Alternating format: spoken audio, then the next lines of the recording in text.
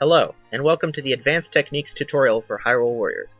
I'm Arma Levitan, and today I'm going to show you some of the more intricate stuff the in-game tutorials somewhat leave out.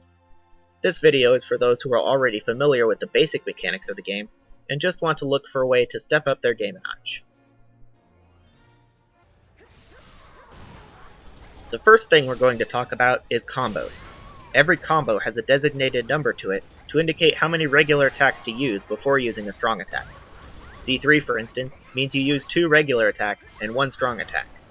You can also turn your character in the middle of certain attack animations to increase the area of impact, like Volga's C4 for instance. Each character goes up to at least C5 in their attack chains when they have all their corresponding badges, but each combo varies in usefulness. We'll cover each character individually later on, but most of the time abusing combos is the most effective way to play. Completing a full regular attack chain is usually never recommended, though there are a few instances where they get a spot in the limelight.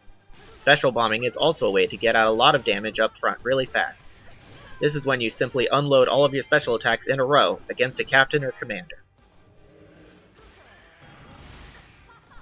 While we're on the subject, I find it important to note that the most important badges to get for each character first are the ones that let you go further into your attack chain, as well as at least 2 potions.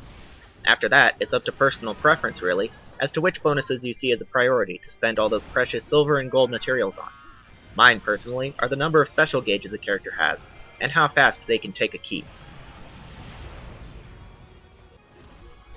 The second thing I want to mention is dodging. This will pretty much be the most often used button next to attack.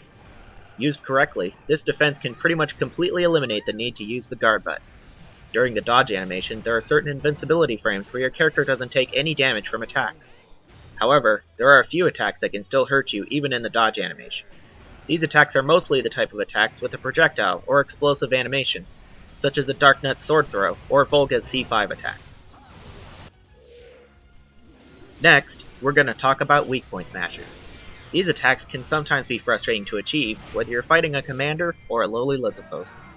They are, however, how you deal the single most damaging attack you can do. These attacks are worth aiming for, and sometimes you can even go to Captain or Commander into using an attack that exposes their weak point by using certain combos. There are even instances when a Captain uses a special attack themselves. Using the correct item when they're powering these attacks up also exposes their weak points and cancels the attack. These instances of them using special attacks are relatively rare, however, so don't wait for them to happen in the middle of a fight. I might or might not make a video detailing the specifics at a later date. There's also a special case for weak point smashes that I feel should be touched on. This regards Zant and how his weak point becomes exposed. For those who played as him, you'll most likely have noticed his special Twilight meter below his health. When that meter overflows, he becomes disoriented and unable to act.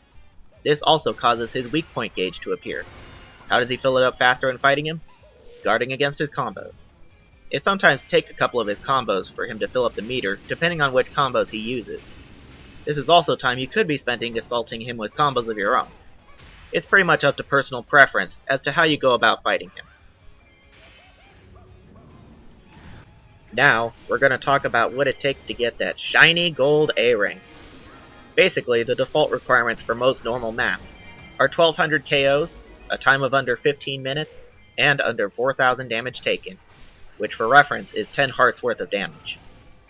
Certain maps don't force you to meet these requirements though.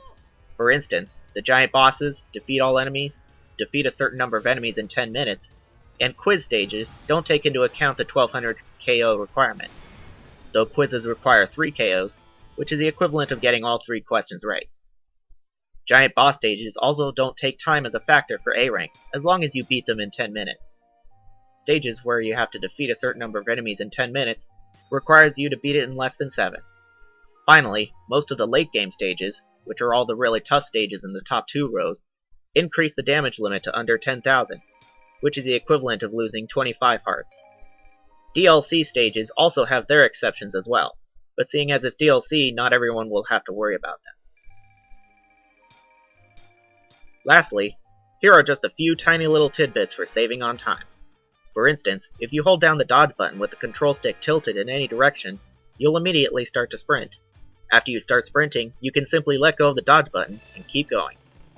Also, when a captain, boss, or commander drop a material or weapon, you don't need to pick it up to obtain it. Everything is automatically collected for you at the end of the level. Thirdly, it's not necessary to kill every single peon.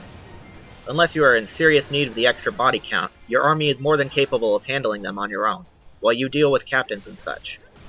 Lastly, when you're doing adventure mode maps, you don't have to worry about taking every single keep. Just take which ones you need to give your army a fighting chance while you handle the commander. Thanks for watching, and feel free to subscribe or leave a comment below detailing your thoughts on how the information was presented or how useful it was to you. Hope to see you again soon.